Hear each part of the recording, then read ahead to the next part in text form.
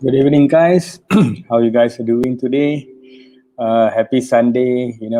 It's about 9 plus right now. We have an hour and a half, I believe, for the match against Burnley. So, guys, you know what? Let's put all the formalities aside, okay? So let's run down. So, guys, I start the show, okay? So just do the normal and simple thing. Please like, subscribe, and follow us on FB, YouTube, Instagram, and Twitter for more Devils Den Footy Talk programs in the future, right? Okay, so anyway, without further ado, all right, let's cut to the chase. Let's bring the most sought after female pundit in Peninsular Malaysia. All right, yes, Rina Asin, how are you doing? Hi, Bandin. I'm good. So I'd just like to take this opportunity to wish all our Muslim viewers happy fasting and also to all our Hindu viewers happy New Year.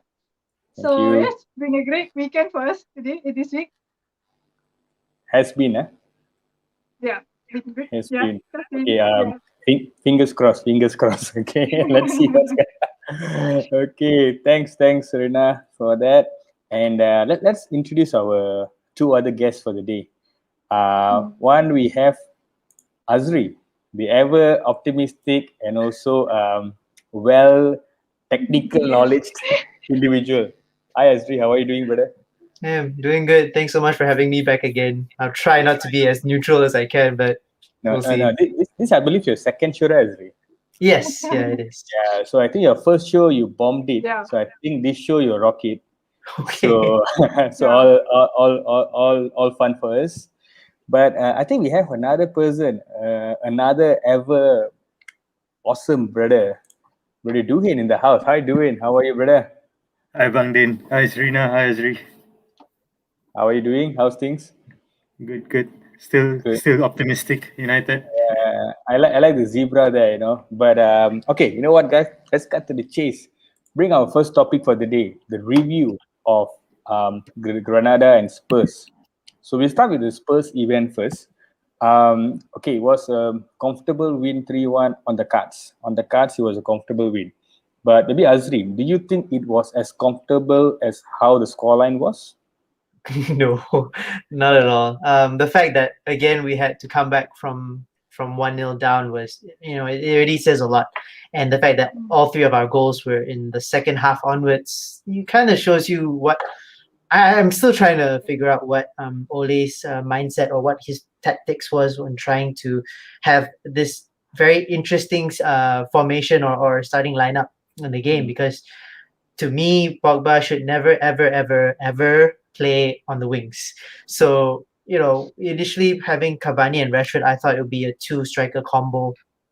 But then it ended up being Cavani at the front, hoping for a ball from Pogba, Fernandes, Rashford.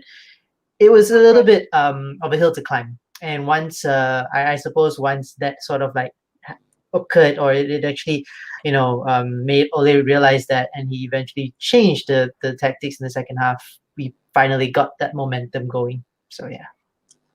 Okay, I mean, like what you said, Pogba on the wing might be a bad idea, but I think on the game against Spurs, that guy was all energetic, all energetic, and I think he had a point to prove against his former manager.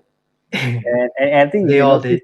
yeah, both the candidates on the left, Shaw and also Paul Pogba, they were running the yard. And Pogba, I Correct. noticed he was very optimistic on his facial expression. You can see he's just going and going, even the disallowed goal. But Duin, I got a question for you, Duin. Okay, like what Azri said, Pogba should not be on the left. Okay, so where do you think he should be? I mean, back to his normal position, or do you still think you want to experiment something new with Pogba? What do you think? I partially agree with Azri. I think For this there are game, yeah. games where he's been starting on the wings and he hasn't been able to impose himself onto the game, and it'll be very frustrating to watch, especially knowing the qualities that he have. And if he's being pushed aside and he's not able to make his mark in the game, then it can be very frustrating. But at the same time, that was my school of thought initially. But there are some games where, although he has been playing on the wings or rather towards the side of the midfield, and I realized that he's still able to actually make a mark. And I think the game against Tottenham was one of those games. Though I have to say that, yeah, I mean, I wouldn't say he's an out and out, like he was not making his mark at an out and out wing position, but he tends to come in more. But then again, he was able to make his mark, and I thought against Tottenham at times he was most pundits were saying that he was unplayable, and I totally agree. I thought it was brilliant to watch, and I felt like the Spurs players could not deal with him. So yeah, I mean, it's a bit of a for me personally, it's a bit of a debate. I think some games where if the coaching setup knows that the game that is about to happen, it's something that Pogba can be made, can bring in something from the wings or rather from the side of midfield. Then yeah, go ahead. But there are some games like, especially if he's there. I remember just before he got injured at the beginning of the season, there were some games where he was put at the right wing rather than the left wing, and that was very frustrating. He could not impose himself at all in the game, and it was clear like you're wasting an 80 million talent at the side, and it's very painful to watch. I mean, that's my opinion. But okay, guys. I mean, the last statement you made, you're wasting the 80 million talent we had. Yeah, I mean, totally. The last couple of years, many years, he was actually kind of wasted because he was definitely not having any identity of his. He was in and out, attitude manager problem, friction manager, injury, layoffs, especially this season. But in the calendar year, this particular calendar year, in the month of January onwards until now, I believe it was a better Paul Pogba in the last 5 years. This was a better version of Paul Pogba since he was coming back from injuries and COVID issues, beginning of season and all that. I mean, for me, I felt it was a better Paul Pogba. But what do you think, Azri? Do you think Paul Pogba, towards the end of his contract tenure with United, is becoming the Paul Pogba we wanted to see many years ago? Well, I think that can be said for just about any player whose contract is running out. You definitely want to impress both the current club and your future potential club, if any. And Pogba, he's always the man under the spotlight for any form of rumors of transfers, and But yeah, you are correct. I feel that he actually is more better consistently as opposed to the last calendar year. And like you said, he has a point to prove. And this game against Tottenham was one of them. Still not a fan of him being on the wings, but maybe they got the tactics, trying to counter the tactics rather when they, I think Tottenham wasn't playing Alderweireld. Yeah. So who knows? Okay. But Srina, I have a question for you. The talking point of the first half, the goal, Edison Cavani's wonderful built-up goal, but was not a goal. What is your take on that? Do you think Scott McTominay was fine in doing what he did, or do you think Son actually did a Korean drama there?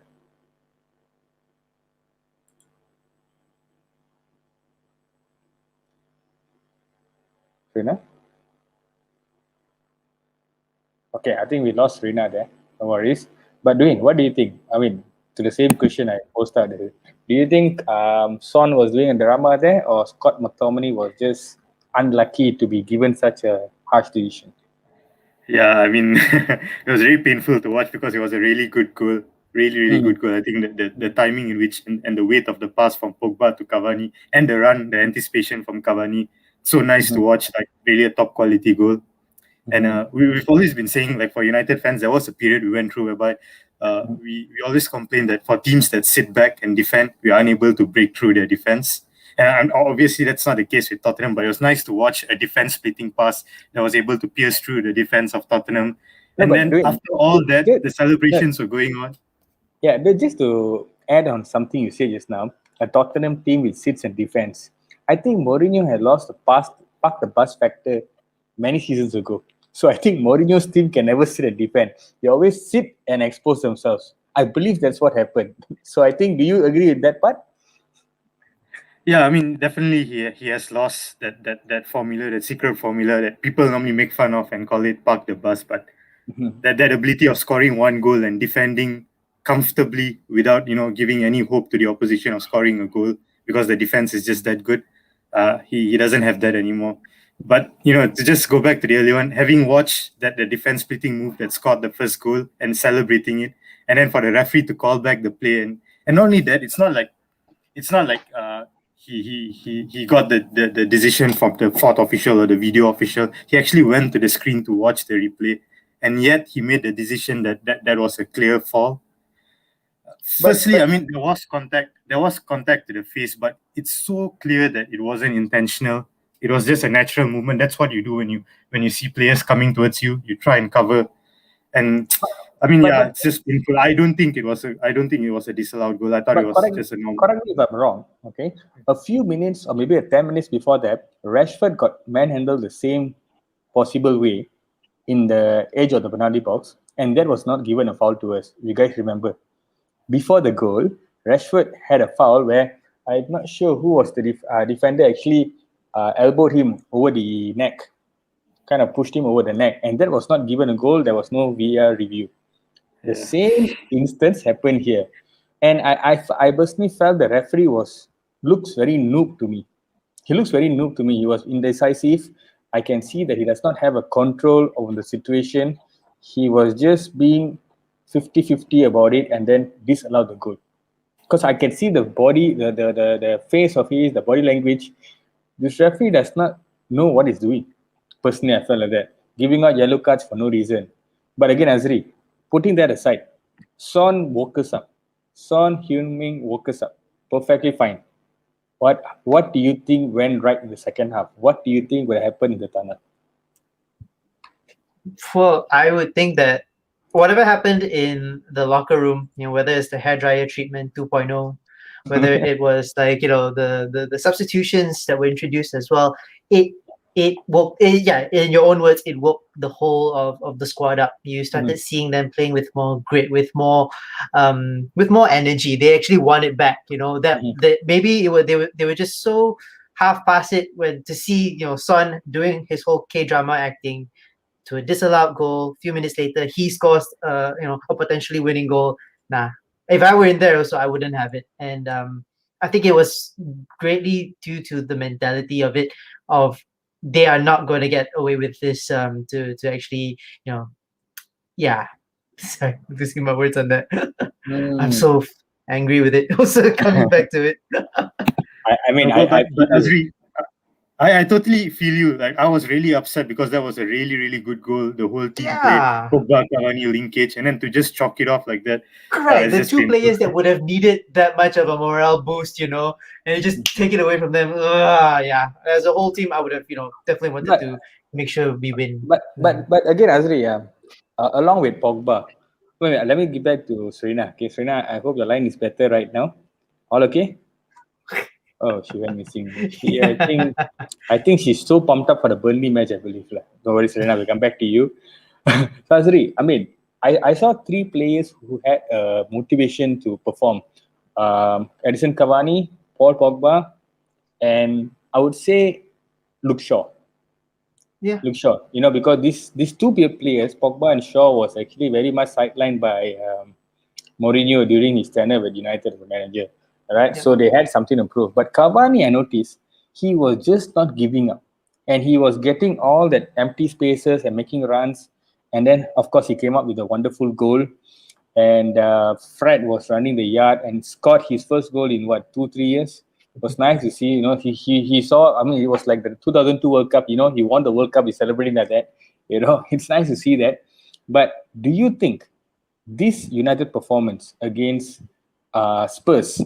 Now we go to our next topic, against Granada. Do you think that United performance against Spurs, come Granada, is a beginning of something better for us, or maybe a preview of the beast mode we can go to win the Europa League? I think the style, or like coming from a game after Spurs to Granada, it felt like it was a completely different game altogether, because you're sitting on a 2-goal cushion. And you're also, not to say that they were experimenting with the formation, but they did change their, I think it was Tuanzebe with Maguire. Yeah. So I felt that was a very timely game, because it was much needed. You do a fantastic comeback from a game like Spurs against Mourinho, your ex-managers. And then you're coming into a more relaxed game with a cushion. And this is the first time in a while, and correct me if I'm wrong, that I've seen Cavani and Greenwood, two strikers at the front, two strikers for the first, I mean, that's to me the first time I've seen in a very long time. Yep. And you can already see that they're more relaxed, but still more encouraged to actually start playing better, to start scoring more, to actually pump it into the field wherever your position is. I honestly think this would definitely be a great building blocks on what Ole has been trying to make all this while, and the fruits are beginning to show. So I do have hopes especially from the Granada game, and I definitely would want to see it more in the upcoming game against Burnley. So yeah. Okay. All right. The Burnley part, we'll come to it later. Hi, Okay, guys. but before So that, sorry, hi I missed the Serena. entire Spurs review. No worries, Serena. But wait, we I was are just coming to the like, oh, comments. gosh. We are coming to the comment section. We need your input for that. All right. First, we have Mr. Dave B. Hi, Dave. Thank you so much for watching, brother. Hi there. So good Thanks for evening, watching. fellas. And then he goes on to say this: Europa League is within touching distance. Top 2 is sealed without questions. I like his confidence. But Azri, he has a shot at you. Azri, dah buka puasa belum ni? Need more energy. Azri, I think we need more energy from you, bro. We need some 100 plus type of booster with you, Azri. No, I'll try. But thank you for the comments. Okay, and then we have a comment here from Mohanan. Thanks, Mohanan, for watching the show, bro. About Pogba, his performance, he wants money. But I think we got to agree, anybody wants a good pay rise. There are rumors coming in today, he wants a 800,000 pound wages. But again, it's reported by Daily Star. Daily Star even can tell you Paul Pogba wants a house with Elon Musk in the Mars. That's how Daily Star gives you bullshits. So let's put that out of the equation, right? And also regarding the Son and McTominay's love affair, Jeevanathan, thank you so much, brother, for watching the show. You say it was too soft to give that as a foul. Decisions are not consistent by the referees. Let's not go back to the referees and VAR. That's going to be another session altogether, and that's going to be a painful thing. Not only for us but for our rivals and all that. Okay, but okay, Serena, as you missed part of the show, can I know what was your opinion on the Spurs match? Okay, let's put the Granada match aside. I mean, that was more like a routine 90 minutes, just go there, kick some balls and all that. But about the Spurs match, we spoke about it last weekend. We were all pumped up for it. I saw you on your WhatsApp I understand messages. what these people's concern are. It's quite frustrating, Mm-hmm. Okay, why?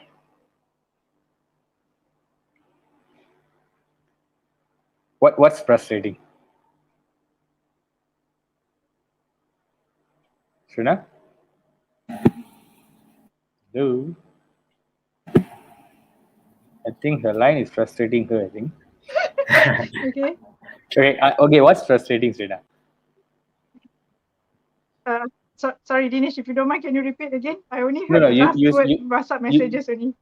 No, I mean, I saw your WhatsApp messages and I think you were all pumped up after the win. So what was your take on the match? Because we did a preview and now the review. So I would like to see the feel you had about the match.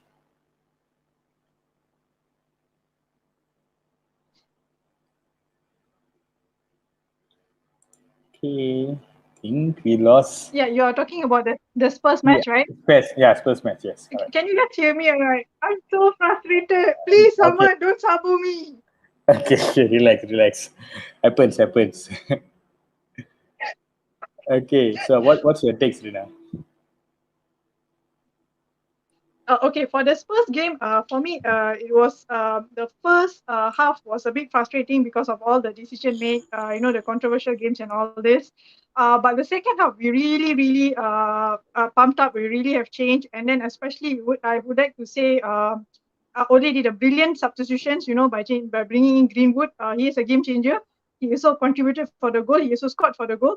So for me, that was a really great decision made by Ole. So overall, for me, this is what I always say. Whenever you have this some kind of controversial goal against you or something, right? You have to bounce back. Just win the game. Try to win the game. Don't think about what you want to talk, what excuses you want to find by losing the match. Because we talked about this last week also, right, Dinesh? Like this game is very important. Not only this, like all the following games. Because if we still have the glimpse of chance to win EPL if City drop more points and we have keep winning. So we just want to think positive. So you just want to win all the games. So I'm happy actually overall for the games. Yeah. But okay, I mean, I'm happy that you're happy. But let's be honest, City dropping matches, we winning title, there's going to be a far cry. I mean, that's going to happen. I mean, I don't want I to put still any. have the glimpse hope. I still have the glimpse hope. No, I don't blame you for that because City is currently on a slump themselves. I mean, they lost last night. But again, it's Man City, it's Guardiola. He never loses the top spot easily. And So again, KDB also injured.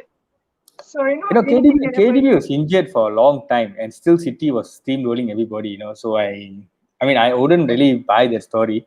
But anyway, it's okay. So let's come back to a bit of micromanaging. All right, we have another good topic. Cavani, is he worth the renewal? So, do it, my brother.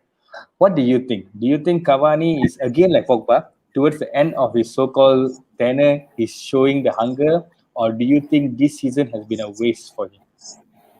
No, actually, I have to say, Bang Din, and the rest. I mean, I have to stand corrected on that Cavani deal. When it was announced at the transfers at the end of transfer season, the last transfer season, the summer break transfer season, I was actually very upset because it was very obvious. We as United fans, we were taken through this horrible, long, twisting roller coaster of whether we are going to get Jadon Sancho or we're not going to get. And it's like day after day until it counted down towards the last week of the transfer season, or rather, the transfer period. And then suddenly, out of the blue, out of nowhere, Cavani was announced as a free signing. I mean, I wouldn't say out of the blue. Obviously, people knew that he was available. His contract had run out. It was just a question about whether we want to pay for his wages. But the fact that we announced it at the end of the transfer, I was very certain that this wasn't Plan A. This seems like a reaction to failed Plan A and to the absence of Plan B and C. That is what I felt. And judging by his injury record at PSG, don't get me wrong, he has been prolific in PSG, but he has had this muscle injury thingy going on for quite a while. Like if you look at his list of injury records, the times that he was absent in PSG, and I was thinking like, right, this. I mean, there's that huge risk of not being available. It could happen. Muscle injuries could reoccur again. It's not something that goes off naturally for good. But I to answer your question, Bangdin, I stand corrected. I think he has been brilliant this season. No drama whatsoever, no fallout with anyone. He has quietly come in, done the job. He has been showing how to do the job properly, how to play that centre forward role the correct way with his brilliant movement that everyone has been talking about. And not only that, he has been. I think a lot of the younger players. You talk about Greenwoods and Shola Shotire and all these guys. They will learn from him. Yeah. So I think that I have to stand corrected personally. Obviously, people will say that, you know what, with his age, he's not going to contribute much. And I do agree with that. But yeah, I think it has been brilliant. Whether he's worth the contract renewal, half of me says yes. The other half of me says no, only because Bang Din, I think that because age is catching up and everyone falls, everyone will decline with age. So I'm not sure he will be there for 38 games a season to be able to perform 90 minutes, 38 games a season. He's definitely not going to be that kind of player. He's going to be, I think he should be like the role that Henrik Larsson played when he came in, played at one-off cup games and bring in the experience so that the younger players can flourish. If that's Ole's plans, then I say, yeah, go ahead. But if Ole's plans is to still keep him as the number one striker, 38 games a season, I think that's not proper man management or proper squad management. That's just my opinion. All right, Dwayne. Thanks a lot, bro. Azri, we have a comment here from Danny Daniel. Hi, Danny. Thank you so much for watching the show. So, about this Cavani issue, it's definitely worth the renewal. His movements up front really has brought a different Dwayne, dimension. how about if we give him 1 year contract instead? Yeah, Serena, I'm okay with that 1 year contract, but for me personally, I feel like it should be a 1 year contract, but his plan within the squad shouldn't be as the main striker. The transition for the next person to step up should already happen just because of his age factor. The fact that he's already 34, 35. Yeah, we should have that transitioning happening for someone else to play that number 9 role, someone who is capable of doing it for the next 5 years or 4 years. Yeah, that's just my opinion. Okay. So wait, before that, let me just finish his comment first. So if we can stay fit and be a great signing, and Greenwood would benefit from his experience. So Azri, what do you think? Do you think Greenwood is the only person who is about to get a benefit of Cavani stay, or do you think the front three of Rashford and Greenwood? A certain Anthony Martial, I'm saying. Okay. I think out of the three, Mm, Greenwood would definitely be the one to take advantage of this the most. okay. Let's not forget. I mean, like coming back to doing your comment that Cavani is definitely an aged player, but don't forget we signed Ibra when he was like what 35, 36 as well, you know, and he was the prime striker of our squad. But having said that, there needs to be some form of agreement, like to your comment where Cavani needs to know his role for the next season if he were to renew it. And I would definitely want to see him more as just the Henrik Larsson um, uh, contribution where even if I were to play 38 games, maybe I'll just play, the last 30 minutes of it or the first 30 minutes or something like that. Bring in the young ones, let them do finish the job that I've already made for you. It will definitely flow and trickle to Martial and Rashford eventually, but I feel it's also going to be on a squad level because it's like, to me, it almost resonates like how Fernandez was when he joined, like the kind of elite mentality that he brought in, and it actually rounded everyone up together in morale. Same thing for Cavani, where I want to score, I'm going to score. This will actually apply on all the front strikers or whatever formation have you. So yeah. Okay. Thanks, Azri. But Srina, there's a comment here from Dave P. If Cavani can keep out of himself on social media, it's worth the extension. Tangan kasih ikat akan bawa berkat. But again, that particular issue with the social media and the how do I put it, the certain phrase was, I think, an overhyped thing. I think the FA got it too harsh on him. I believe so. Because he did not, personally, as per his explanation, he did not have the intention of doing it. Yeah, You it know, was but unintentional. So yeah. correct. But do you think that is going to be a factor in getting Cavani to agree for the extension or not? Because he thinks England has been harsh on him. Because that's what the rumors are going. You know, his dad has been saying that England's a bit harsh on him, and he's planning to go to Boca Juniors or somewhere in the South America. Do you think after the current form, and maybe if we win the Europa League, would that persuade Cavani maybe to extend his stay at Old Trafford?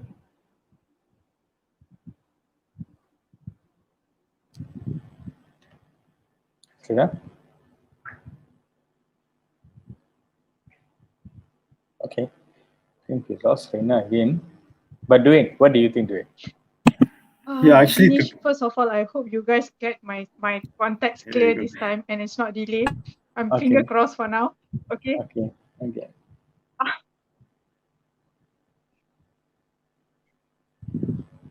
Okay.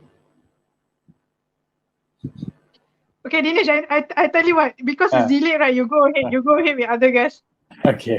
Don't worry. I hope all's well for you. Dwayne, what do you think? Do you think this factor of winning Europa League can convince Cavani to extend the contract, or do you think that maybe he just wants to try something new? He wants a new environment. What do you think? Yeah, I mean, I'm to be honest, Bang Din and Azri, I'm not too sure, but I think personally, what I think is because I'm not really sure about the rumors of him not being able to adapt well or about the English culture not really sitting well with him. But as a professional football player, I mean, if I were to put myself in the shoes of a professional football player, I think winning trophies will definitely motivate them to stay. So, having said that, if he's able to experience that win, the Europa League win, having a trophy in the back and doing it with the team, building the camaraderie, I think it will motivate him to stay another season if the contract were to come, asking him to extend for another season. That will definitely motivate him because he would probably observe and notice that, this season, though we finished second, we've been closing the gap with City and we've been that we lost the semi-finals in the FA Cup to Leicester. But if we were to be able to win against Roma and go all the way to the Europa League final and win it, he would probably think to himself, I'm surrounded by a very good group of players with very high potential, and the mean age of it is pretty young. So I would like to surround myself among this group of players so that I could add to my trophy cabinet. That would be a selfish reason, I believe, that might go through his mind. So I'm hoping, I'm optimistic that if they were to finish the season strongly, meaning that they were to win the Europa League, I'm quite confident that if United were to offer him the 1-year extension, he will take it. Okay, that'll be interesting because now we have a lot of rumors about Erling Haaland, Man United, Kylian Mbappe, both of the next set of goats, I believe. I mean, the Messi and Ronaldo replacement guys. They're on the market right now. So Cavani, for me, personal opinion, a great player. I wouldn't say he passed his prime. He's still there. He's still in touch with his top form. Just the games are not coming. But again, Azri, just a question for you. Would you actually swap Cavani for either one of these young players, Erling or Kylian Mbappe? Do you think you let go Cavani just to get them? Or do you Not yet. think not yet? No, because we're just at we're just right before possibly finishing second, winning the Europa League. That's the best case scenario, and finally actually coming back into the Champions League. This is something that Cavani would definitely want to stay for. He's already in a club where there's Champions League guaranteed. If we were going to try to lure Haaland or Mbappe in, I don't think they would even consider it because they thinking, oh, this is a club that just came back into the Champions League. It's not the kind of team that I think they are looking for as of yet.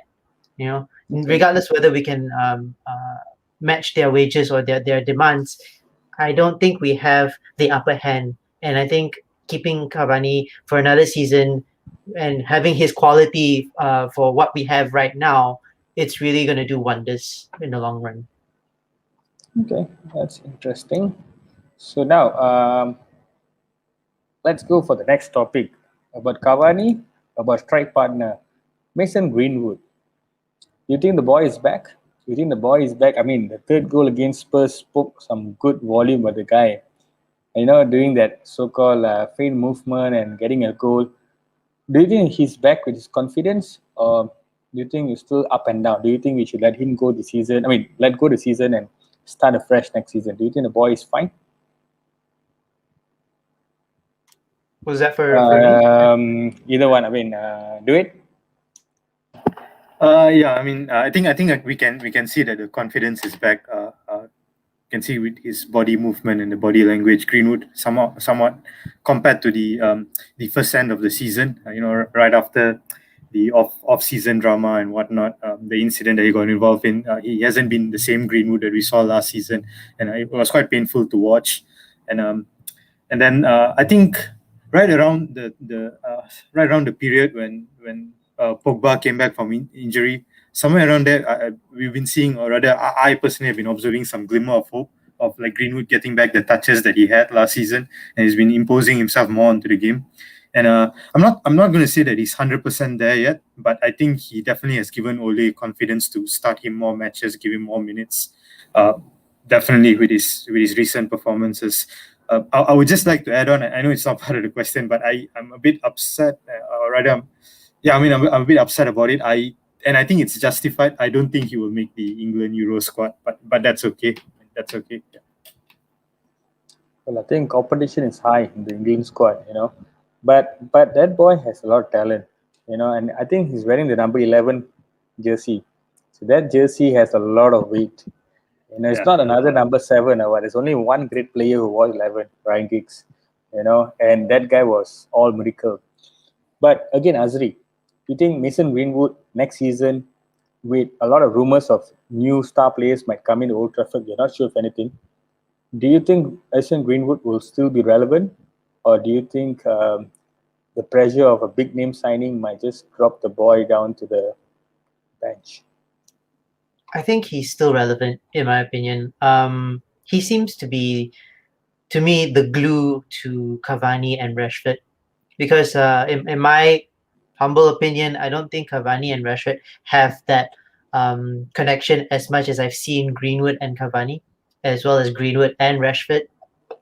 So in terms of let's say we were to compare the England young ones, right? Let's say we restart Greenwood and Phil Foden, like from the being kicked out of the England squad for such reasons, All right. and how they reset, what did they do from there. So I feel that Phil Foden has definitely gotten more minutes under Guardiola, has definitely improved in his own way, in his own position.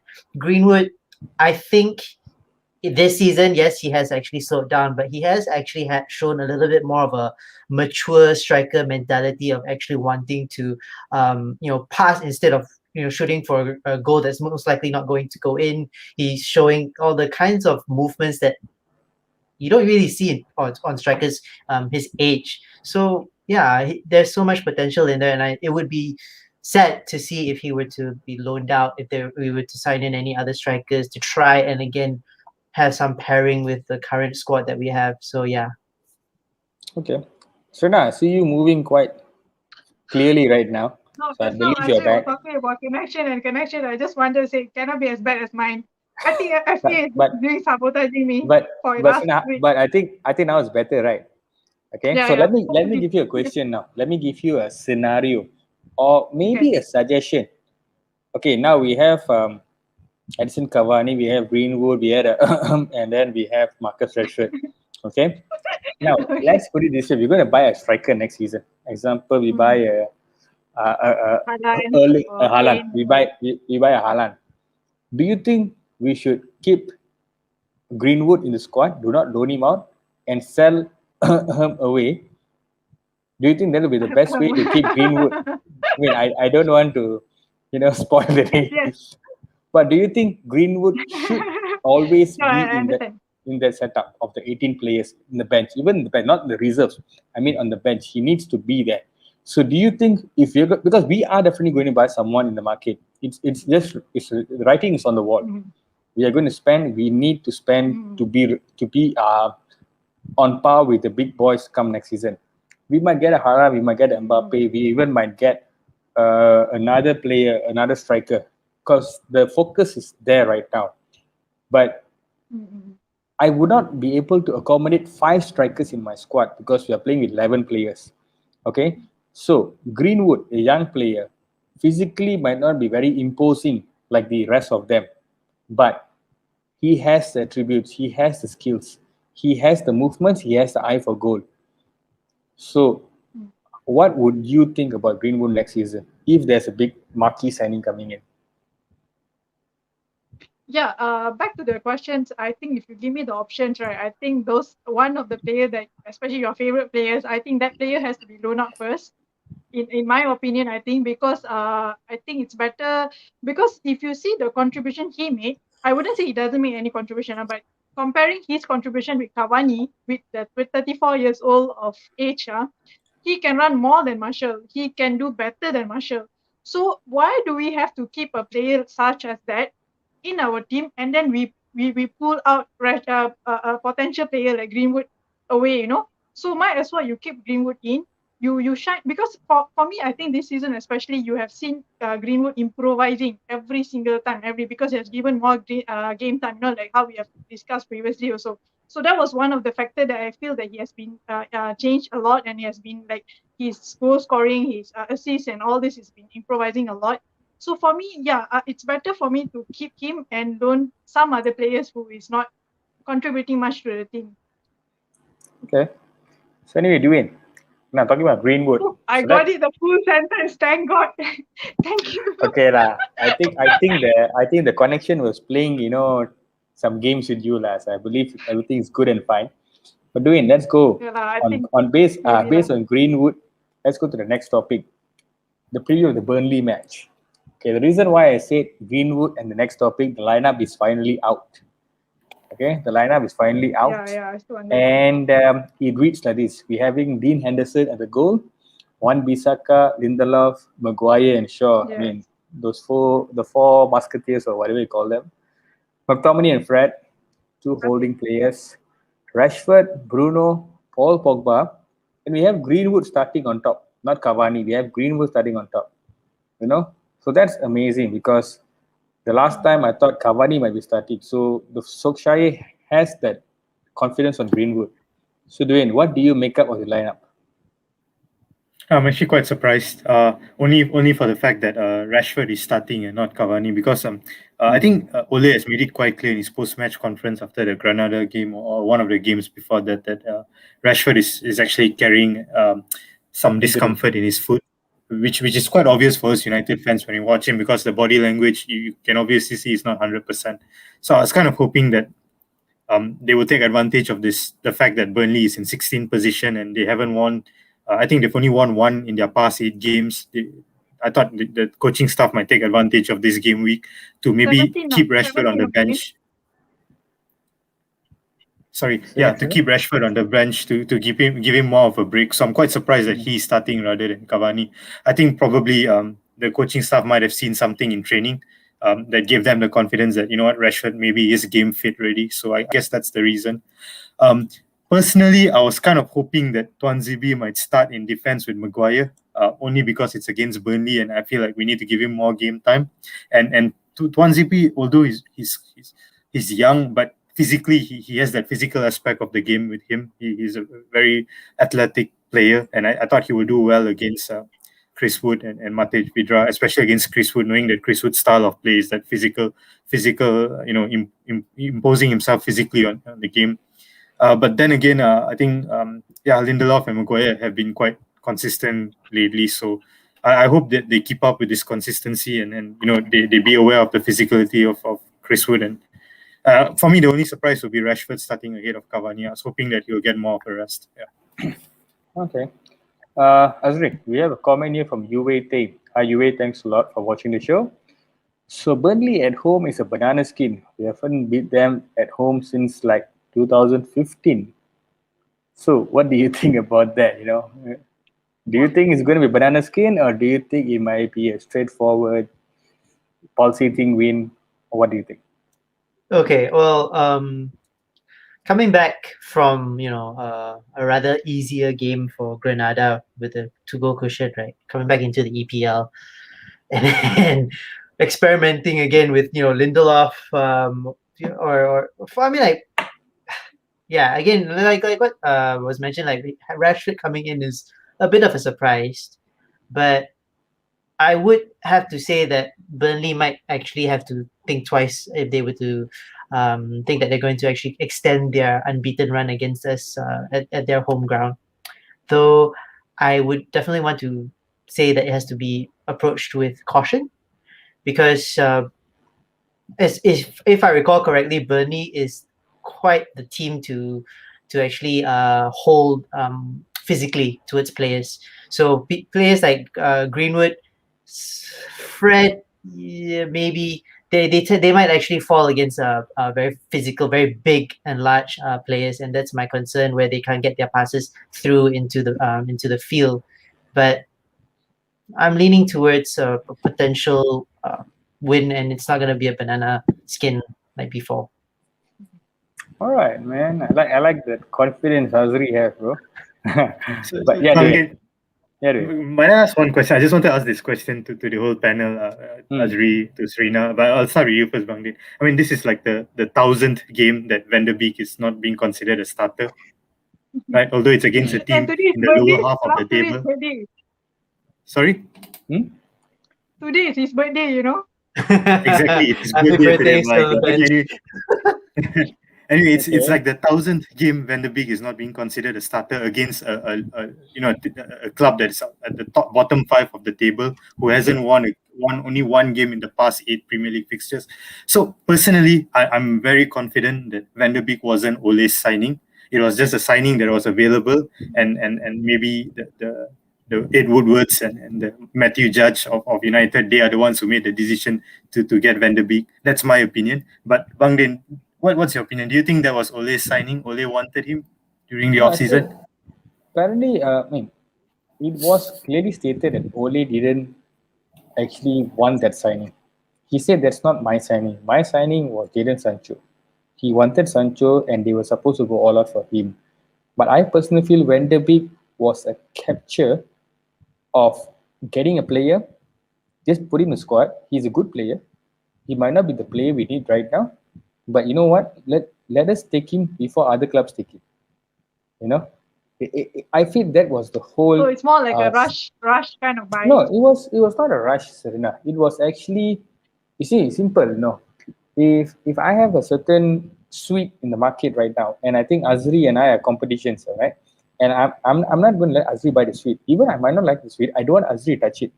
So I'll just do something to take it. So that's what happened because you see Liverpool or even Arsenal or even Chelsea for the fact they might just go and get Van de Beek because Van de Beek is the Fernandez of Ajax Amsterdam. That's how he plays. And Ajax Amsterdam has never failed to bring up good young players. Okay, so he might not be the signing we need right now, but he might be the signing we might have to rely on in the future. Okay, so Van de Beek for me this season has been disappointing. Not Van de Beek alone, the entire setup of it, because I really like the guy. I watch his videos about Ajax Amsterdam style of play he did. It's amazing. But when he put in the game against Leicester, he was amazingly bad. Amazingly bad. I was like, you don't get chances. And then when we put you on the fray, we put you on the pitch, we give you the starting, and then you don't perform. Lepas tu kau mengeluh pula, aku tak dapat game, aku tak dapat ni. Padahal I put you there pun, bloody hell, you don't do anything. Yeah. So which is which right now? So, it's sad. It's sad to see a young player being demotivated in the last 6-7 months. So I hope maybe this Van de Beek saga might come to an end where we are going to use him efficiently, or we're just going to give him away, just sell him off. It's okay. Because that guy deserves a better future.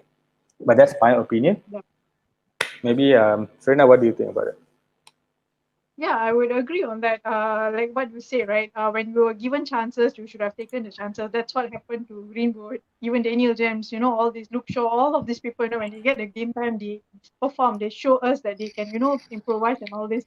So, like what you say, it's very true because when we see the game when Van de Beek is playing, there is not much of creativity there. It's like very calm, like there's not much of passing. It's also creativity created there. So it's a bit heartbreaking to see. So like if you have the chance or you have the option to choose, you rather not to choose him. So yeah, I think years to come, it's either he try to improvise himself, or if he's still not going to do that, then I think we could have just sell him. Just like you can just bring Marshall together with him out also. Okay, let's not go there. but maybe, Azri, what do you think about? Finding our game gonna end soon. We miss your rant about Marshall. I hope next time we will see this. Okay. See, I can't rent Marshall right now because Marshall is self-admitting Yeah, himself, because he's on injured. the Yeah. sidelines. He self-admitted himself because he had 2 good games, and then that's it. His whole season busted. you know. But anyway, Azri, what do you think about Van Yeah. de Beek, bro? What's your take on the Dwayne's scenario? He's definitely a talent. I just I really hope that you're wrong and that it really isn't the reason why we bought him. Just so that other clubs don't, because that is definitely going to have some repercussions. Yeah, Because yeah, he came into the club with like the best compliments or the best well wishes from Van der Sar, and that's yeah, not yeah. something light to take for granted. But if, let's say, for whatever reason, that has indeed been one of the reasons, and Ole not having the confidence to use him, who knows what kind of young talent in the future from AX we might miss out on just because we have treated this so poorly. Yeah. No, but not only from AX. I think worldwide, because United takes pride in developing good young talents. We have been Yes. doing that since 1992. Even the Rashfords, the Greenwood, the McTominays, the young players, Brandon Williams, all are from the academy. They have been performing, still performing. And I hope this one bad signing of Van der Beek and his failure would not really, bring the entire name of United down, because we Yeah. are just going to spoil a talent. We actually already doing that comfortably. If I was Ole, with the second place already inside, what is wrong starting Van de Beek ahead of maybe Fred? Getting McTominay and Van de Beek in the middle. Why not? Why not? Because are you telling me Fred is going to be the Messi of the squad right now? No, that guy missed passes every single time. I mean, him scoring the goal against Tottenham Hotspur was actually a good thing because minus that, he was fumbling like, wow, God level. He was in God He was level. celebrating like he got a World Cup goal Yeah, like that, you know. because the problem with Van de Beek is he, I think, has not have the confidence to actually impose himself to the game. He's still being a follower on the pitch to people like Bruno and Pogba. But I think if he's going to bring out the Van de Beek of Ajax Amsterdam out, now that will be better. So it all depends on the individual also. But Ole Gunnar Solskjaer, my man, he has to make a move. You cannot be relying on your best 11. We are becoming another Liverpool where we already know the lineup before the game starts. I Yeah, mean, this lineup I reading, he's too yeah. comfortable with his normal 11. Okay, you Like have to take out individuals who are a good part of the system. Take them out, put another player inside, and let's see how it becomes. We're playing Burnley. With no disrespect to Burnley, why not give Van de Beek a 45 minutes chance, a run out? What is wrong? If you can give Anthony Martial, who does not perform week in week out, There we go. yeah, no. I mean, if you give Anthony Martial, who what's does not name? score, he's like the headless chicken running, and we can give 45, 90 minutes, even stoppage time. We can go to penalties. He's still playing and not performing. What stops Ole from giving Van de Beek a run? So that's my I got fed up of waiting for Van de Beek to come into the pitch. I got fed up. Literally, it's just like I rather play FIFA and put in my first 11 because I know Ole is not going to do that in reality. That's how bad things have become for Van de Beek, and I really feel bad because the boy is a Dutch international. He's a Dutch international, and this is going to jeopardize his Euro spot. He's definitely going to jeopardize Euro spot. And this is going to be bad for him. A young boy, so much of prominence, so much of caliber, but just like that. But also, right, Dinesh, I would like to add on that. Is also set bad examples for other players who wanted to join United. They will be thinking whether they will be having a game time or not under Ole. Whether they will end up in the same situation as Van der Beek No. or not. Okay. So it has to be something, because Van der Beek is like how you say, right? It's not just like a like Chowkia team from a Chowkia players or whatever it is. He is a proven player in Ajax, so we should be giving him chance as much as we can. Okay, but do it. But do it. Okay, now I think we have answered the question, but I have a question back for you. Just say now, Van de Beek is not starting the game right now, but he's in the bench. As a birthday present, do you think Ole might have some sentiments and some, okay, boy, he's going to have a 45-minute run out and give him a chance in second half? Do you think that might happen? Again, it depends on how the first half goes or how the first 60 minutes goes. Because do we have I think we have a 5-point gap. 7, against, I think. 5 or 7, huh? I mean, we have quite a I wouldn't say a healthy gap, but yeah, I mean, we're quite there. It's quite an okay gap against Leicester with how many, with like I think around 6 or 7 more games to go.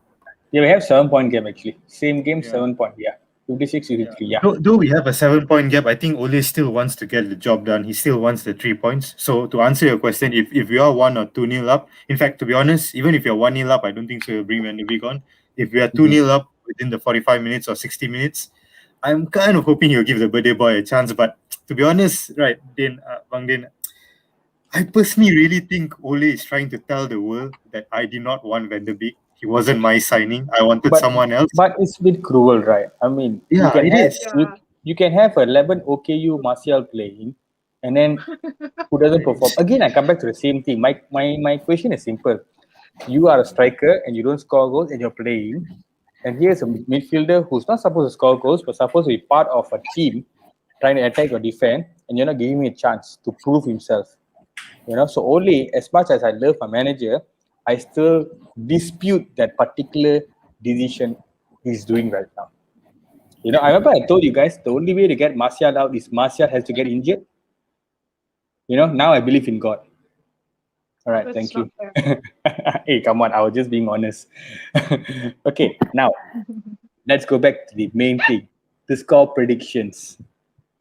We start with the man of the hour, Mr. Azri. We want more from you, bro. The show is, people say they need more from Azri. No, I don't want a 9-0 score prediction, but I want your prediction right now. So what do you think?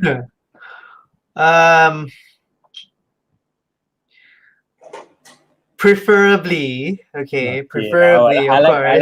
I like that. I would definitely want to see a win, but I don't think it's going to be as comfortable as you think. Hence, I don't think Van de Beek's going to be making an appearance. Yeah. Something tells me we're going to concede a goal, and we may not be the one to concede it first, but we'll concede it. So I think it's going to be a 2-1 win. Okay, so basically, you are saying that you're going to come back again. You're going to do the comeback. No. We could maybe be scoring first, and then we concede, and then we'll win. So yeah. Okay, but who's your scorers? Okay. I would probably want to take Pogba for a guess, and Greenwood on his form. Yeah. Okay. All right. Interesting. Okay. Pogba and Greenwood. All right. Thanks, Azri. So it's 2-1 from you, right? Yeah. Mr. Duhin, what say you, bro? Yeah, I think I'm going to go with a big score here. I'm not sure why though. I'm not sure why I'm so optimistic, but I think I'm going to go with a 4-1, Bang Din. Wow. I'm kind of hoping that the midweek, due to suspension, the midweek rest that Maguire, Luke Shaw, and McTominay had, and the fact that Rashford was rested, and the management or rather the coaching staff has confidence to start him in this game. I'm hoping Rashford will be a bit more energetic and impose his more. So I think he might turn up today, and hopefully we'll get the same Luke Shaw that we've been having all season. Very very dependable left back, and Pogba hitting form, and just Bruno doing his thing. I'm going to go with a 4-1. I'm going to have Rashford with a couple of goals, Bruno with a penalty because that always happens somehow. And I forgot about that. I'm hoping Maguire gets a goal from set piece. I just don't know why. I just want Maguire to get a goal. Okay. So 4-1. Wow. We have one person who's being skeptical on things, and we have one person who's being flexible as hell. Okay, so that's nice. So now we come back to the lady. Hi, Serena. So what do you think? Okay, I'm not gonna. I think Dean Henderson gonna have a clean sheet for this, so I'm not gonna predict anything against. So I'm gonna go for 2-0, comfortable win for us, 2-0. And terbalik lah, Joel. Okay, so I'm going for Bruno as my scorer and also Greenwood. Bruno and Greenwood. Okay, so Bruno, how? Penalty or non-penalty? Hopefully not penalty lah. Hopefully. Janji gol cukup lah. Yes, How about you? How about you, Bandin? Okay, myself. Actually, I'm a bit like Azri right now because we were comfortable against Spurs and Granada. I mean, Spurs, I feel the second half was very comfortable. The spirit is very much alive. Granada was actually a walk in the park. This might be a banana skin, but it will not be so bad. But I think it's going to be a 3-2 win. A 3-2 win. Maybe Bruno on the double, and Greenwood is currently on a form of it. I think it's going to be Greenwood. 2 for Bruno, 1 for Mason Greenwood, and it's going to be 3-2 where it's going to be some dramas happening here and there. Because this game on the card looks quite a simple game, 2nd versus 16. Yeah. But that's the problem with United, where when we go against the lower clubs, especially on a Sunday, these guys think it's Sunday blues. The Monday blues, right? They bring Sunday blues, so they go very easy. So I hope the first half score will be like Burnley 2, United 1. I hope that, because that's going to kick us up and play a good second half. Yeah. So I think it's a 3-2. But again, we have a comment here from Joel who said that United will be losing 2-0. Jokes aside, Burnley is always a jinx team for us. We need to win this badly to be 8 points behind City, who is hit with injury blow to KDB. 1-0 to United, close game, Pogba for the winner. Joel, you read my mind. Wait, listen. This same Joel boy posted this, and now he says 0-1. And then was within 2 minutes, he changed his whole mind and his whole team. This boy really needs to be, we need to talk to him. Joel, you need to take this off record, okay? In 2 minutes, you made United from losing to talking winning. about Pogba as the winner, right? Hopefully Pogba never do any back heel or anything. No, wait. Before that, look at this comment again. We want to win this badly to be 8 points behind City. Are we still thinking we're going to overtake City? Wow. Serena thinks so, right? Serena thinks so. Okay. You know what? If we do that, it's going to be good. But again, if City drop points, we cannot afford to drop points. So that's the problem here, right? So let's hope today is not banana skin. Yep. Like what the comment was by Uwe earlier. Okay, let's not hope it's banana skin. But let's hope that, we really can go out, get the 3 points, have a good weekend. All right. So, anyway, we're coming to the end of this. I still stand by my words, Dinesh. I still have a glimpse of chance that we might be winning the 21. Just glimpse. I just want to go on with that hope. Hopefully, nothing goes against. Okay, Serena. You know what, Serena? Your confidence is higher than ever is. I gotta respect that, man. Seriously, because the very thought of us winning a title itself gives me that. Okay, all right, like that, that type of feeling. Aku tak berani nak cakap apa-apa 21 ke 22 and a half ke, Yeah, tak berani lah, but just the glimpse. Okay lah. Okay. You know what? We can just take credit that we can take City to the task, right? Let's take City to the task. We might not win it, but what the hell, man? We have a fight to it. Let's hope the season ends in that way. Yeah. But Dave has just last comment before we wind up the show. You still got to play a wounded Tiger Liverpool. Where are we playing them again? Anfield. I think there was a typo in Dave's comment. Where? I wouldn't call them a tiger. I'll call them a kitten this season. Pussycat. Jokes aside, that was just a cheap. Sorry, Dave. No. I mean, Dave is all cool and sweet, but again, playing Old Trafford. Yeah. See, come on, Dave. Okay, Dave. Okay, let's give Dave a small reality check. As bad as you guys are in Anfield, that's how bad we are in Old Trafford. So I think a draw is the best way. So you know what? Let's both of us anticipate a draw. against Liverpool. No draw. Must win. I just told you we have to keep winning. Okay, and Liverpool, City have to keep losing. Okay, no problem. Whichever makes you happy, Sreda, no worries. So anyway, guys, we hit an hour mark. I think we're going to have the Burnley match in about 25 minutes time. So I think you got enough time to do your popcorns and get your, chips and all that ready. So anyway, Azri, any last words, bro, before we end the show? Well, I think through all the games that we've been having, in the past few weeks, I feel that regardless of taking into consideration the players like Van de Beek or being benched and all that, I feel that Ole has actually created an actual space for himself. He's not trying to repair a team. He's not trying to mimic previous managers. He is now himself, and I think that's really refreshing. A refreshing view for a club like that Manchester United really needs, and you can actually see it on all the attitudes of all the players now. It's really, really nice to see. So yeah. Okay. Right. Thanks a lot, Azri. Dwayne, what about you, bro? Any last words?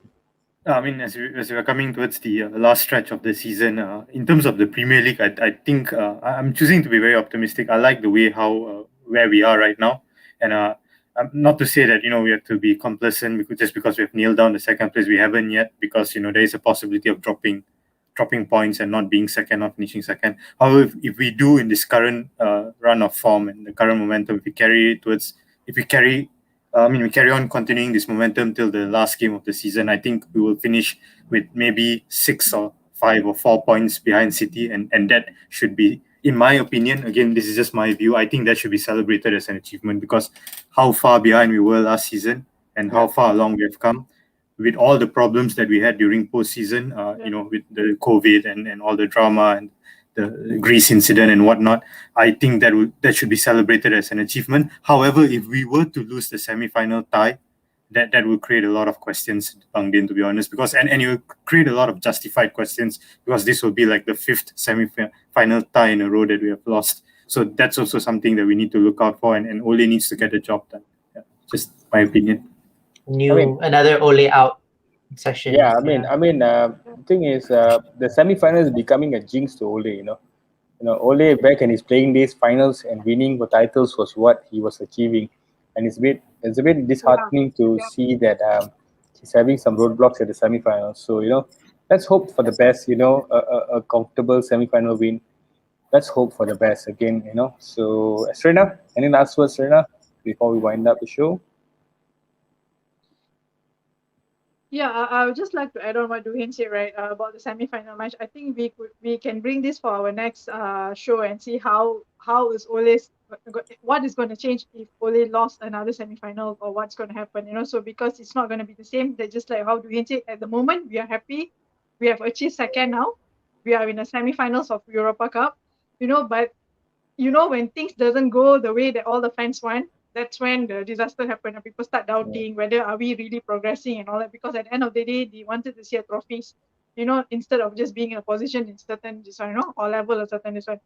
So overall for me also, I would agree like what Azri and also Dwayne said, it's a great achievement of what we have done actually this season. Ole have actually changed a lot of players in terms of their confidence, in terms of their play and all this. So I'm happy to see that. So I'm just wishing for the best for the remaining games we're going to play on. Maybe like how Dwayne said, we could not be able, we may not be always on the second, but maybe I would say, we may be number one. So so that could be interesting. But anyway, last but not least, first of all, I want to apologize for my bad connection earlier in the show. It's okay. And It's also okay. to Azri, thank you so much. You really, like I said, that you have been a fan for me, for your review, for your, it's like really great. If you're gonna be a politician, I'll vote for you, for sure. And Azri, Dwayne, for sure, as usual, the great tactician, all this. Yeah, thanks, Dwayne. yeah. Azri and Dwayne, you guys are wonderful. Azri a bit like the babyface assassin. He looks all smiley, but he can be quite straightforward. And Dwayne also is a bit wow. Okay. So guys, thank you so much for joining the show today. I think we had a great show today. Fingers crossed. Hope for a good, comfortable win. All right. And Serena, thank you so much. Even though your connection was not so great at the start, but you know what? You finished off with a bang. Okay. So kudos to you, girl. Alright, so okay guys, so before running out the show, kita semua enjoy lah the show today. And Azri, selamat berpuasa tomorrow. Alright, Thank you. have a good one, bro. Have a good week. We'll see you soon. Okay. Thanks, Dwayne. Thanks, Rena. Thanks, Azri. Okay, guys. So so before we wind up the show, United, bro. Okay, before we wind up the show, okay, guys, we're coming to the end of the show. So just normal SOPs, as much as the government gives you SOP, we also have a SOP of our own. So please like, subscribe, and follow FOOTYTALK.my on YouTube, Instagram, Facebook, and Twitter for more shows by us. All right. So thank you guys. Have a good night, and glory, glory, Man United. Take care, guys. Bye. Thanks,